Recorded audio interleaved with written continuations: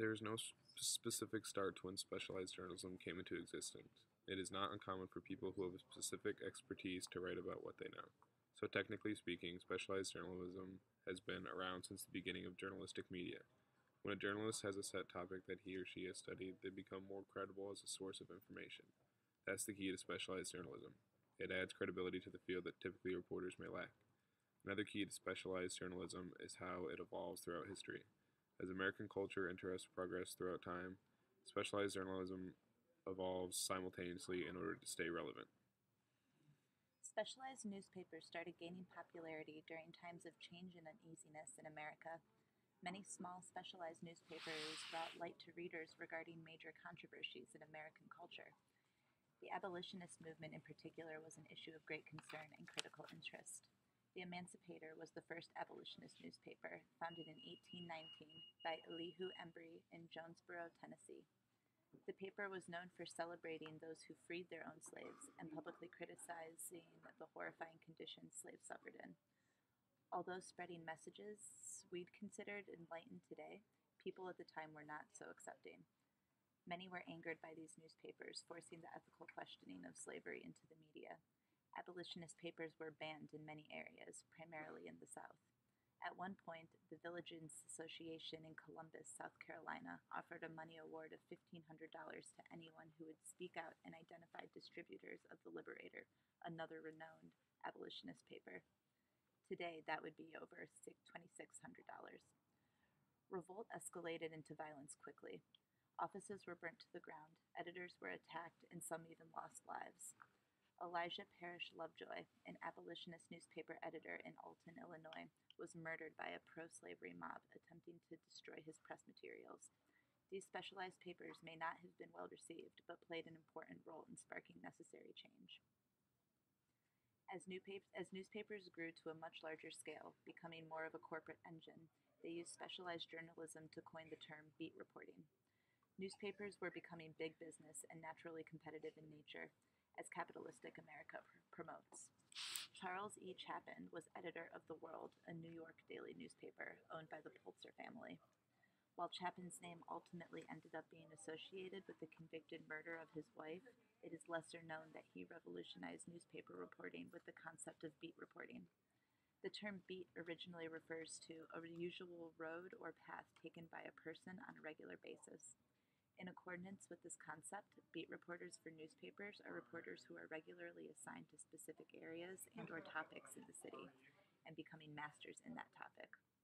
Over 100 years ago, the World published up to 9 times a day without any beats.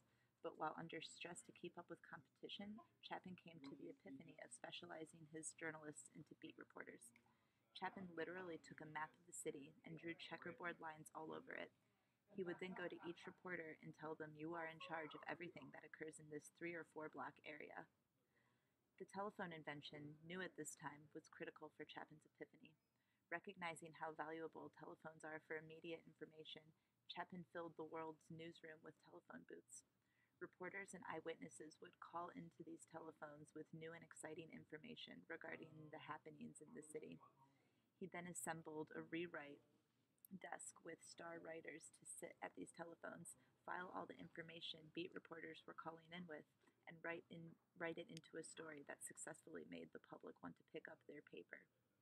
Chapin changed journalism because by having reporters master their specific topic, beats turned into a source of reliable facts. The articles were credible. In the late 1800s, specialized magazines began to grow in popularity because people were becoming more educated and started taking interest in academia and professionalism. Hence, specialized magazines geared toward intellectuals and professionals with specific interests started growing in popularity with very specific and differing groups of people. Specialized magazines serviced niche groups. Science magazines were some of the first specialized magazines in America. Both American Journal of Science, founded in 1818, and Scientific American, founded in 1845, still publishes today. In the 1900s, non-academic magazines began to grow in popularity as well. These are types of specialized journalism that are focused towards people's popular interests rather than their academic interests, such as science or history.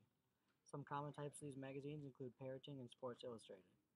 A writer for Time tried to stop the publication of Sports Illustrated because he considered sports news to not be relevant enough to be considered journalism. The interesting part about Sports Illustrated is that it was started by someone who was not even a sports fan, named Henry Luce. Parenting Magazine is a subscription-based magazine that attracted interest from new parents looking for help with their new child. An interesting fact about Parenting is that they had a competition for the cutest baby that would win $125,000 and be placed on the cover of the magazine. These types of specialized journalism required subscriptions and ads to make their money. In today's day and age, with the internet just a few clicks away and 24/7 news cycle service, credibility has become extremely important to the reader. In the future of specialized journalism, the journalist will have to become progressively more credible. The reason for this is because without credibility, the reader doesn't know what he or she is reading is true or false. And with the internet accessible from anywhere from today's readers, they will be able to look up a new specialized source who could be more credible than the other. As technology continues to advance, so will the need for specialized reporting. Ultimately, news in specialized fields will get better if it is coming from more and more highly credible sources.